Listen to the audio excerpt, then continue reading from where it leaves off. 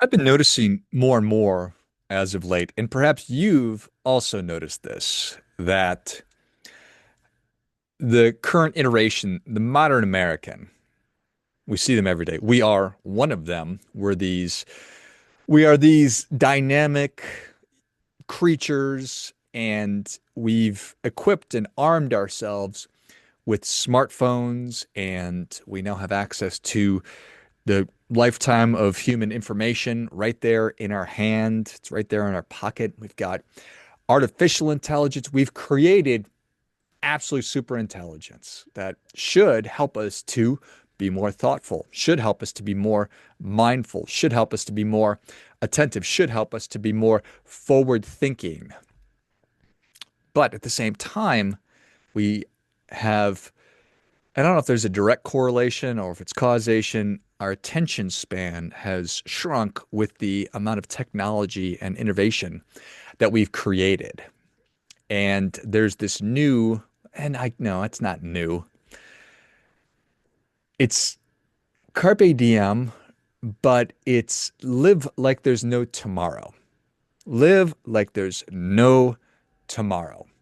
And by the looks of things, when you look around and you assess ordinary, average, current American, they are actually taking it way further than I think the good Lord or whoever else ever intended. Think about it like this. Why save $1 when you can spend $2? Why eat a vegetable when there's a cheeseburger that's crying out for purpose and wants you to help it meet said purpose? Why rest when you can caffeinate yourself into oblivion? And why plan for anything when improvising has worked?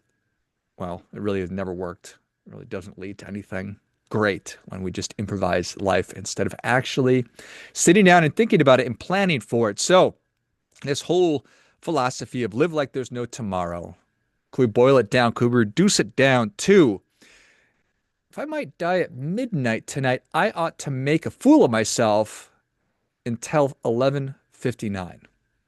Maybe? Is that noble? Is it entertaining? Maybe. And then you hear people say, and I'm sure that you've heard people say this, maybe you've actually said it, that I die for my family. I die for my kids. It's so, it sounds just really profound. It sounds poetic, especially around, special occasions and holidays and election season and all that stuff. But if you suggest to these same heroic people who would, in fact, put their life on the line for their loved ones, if you suggest that they should live for their kids instead of dying for them, as in save some money, avoid getting diabetes, refrain from screaming at your favorite barista or a cashier, they suddenly become more philosophically. So, well, now let's not get carried away. Dying for somebody takes about 3 seconds of bad luck. Living for somebody takes about 18 years of laundry and dishes and meals. And my goodness, that's hard. So, no wonder why martyrdom is such a popular thing. When you peel back the layers, you don't need to peel them back too far. Then it becomes pretty obvious. So, somewhere along the way, prudence became about as fashionable as shingles, rickets, something terrible. Kind of out the window, being prudent. You tell somebody to live like there's no tomorrow, and they'll get high fives. They'll, buy a jet ski. They'll increase increase my credit card balance. You kind of get the idea, but you tell that same person to live like there's a tomorrow, and they'll look at you like, you've asked them to just do the worst thing in the world, to eat a bowl full of crap. So live like there is a tomorrow, prepare, take care of my body, consider that there's consequences for my actions. Oof. Who do you think I am? Am I like a monk? No. So, One of my favorites, somebody I talk about a lot, Nietzsche, he suggested that we live our lives as if we would happily relive them over and over and over again for eternity. And that certainly is a troubling proposition for anybody who keeps making the same foolish decisions with the enthusiasm of a puppy and the memory of a goldfish. Our friend Sisyphus pushed a boulder uphill forever. What are we doing? What is this contemporary American doing?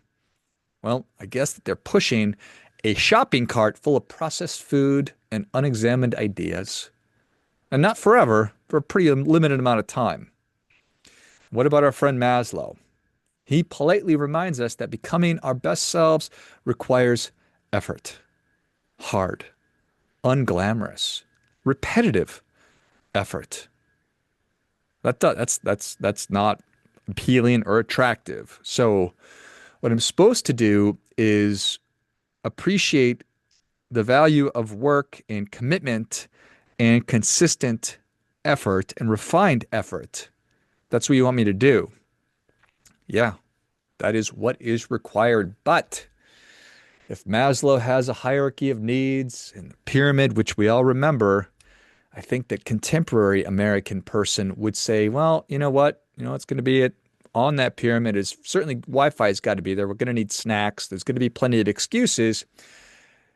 And unfortunately, if we are to get what we really want, that needs to be replaced with the idea that we need to live like life like there is a tomorrow. And the truth is, though, that most tomorrows do in fact arrive, even when we hope that they won't, even when we pray that they won't. Oh my gosh, facing another morning, that feeling of dread that way too many of us get. And this was me for a really long time, and it certainly still is. Sometimes I am not more evolved or better or whatever than anybody else. Just stuff that I'm working at. So if you do have that horrible impending doom and sense of anxiety on Sunday evening and certainly Monday morning when your alarm goes off, I totally get it. But that's the truth, is that tomorrow, God willing, and probably will, in fact, arrive. Even when we don't want it to, but when the next day does arrive, when the tomorrow does show up, you know what comes along with those tomorrows? Credit card statements, an aching back, disappointed, distracted, not locked in kids, and the consequences of yesterday's YOLO decisions. Those are all showing back up. So it takes zero courage to burn life to the ground in the name of no tomorrow. It takes actual courage to build a tomorrow that you would actually want to live in. But that's really slow work. That is an uphill both ways and, a 3 feet of snow kind of a deal. And that is not super Instagram worthy, is it? Not putting uphill both ways in the snow on Instagram. A couple people are, but not too many of us. So if you insist on living like there's no tomorrow, well, suit yourself. But brothers and sisters, do not be surprised when tomorrow shows up, pulls up a chair, and hands you the bill. Because we always owe. We are always owing. As for me, and maybe you, I'll be over here living as though I'll still be alive on Thursday, saving money, tending to my health, investing in my peace of mind, quietly climbing a small mountain, which is called responsibility. Because while dying for one's family is a really dramatic thing, living well for them is actually a useful thing. Finally, the reports of tomorrow's death are greatly exaggerated. So, I would die for my kids. Well, would you live for them? That is way more heroic. That is way more valuable. That is way more useful. Unless, of course, you have a giant life insurance policy on yourself. And if that's the case, then perhaps dying for your kids would, in fact, be the most pragmatic.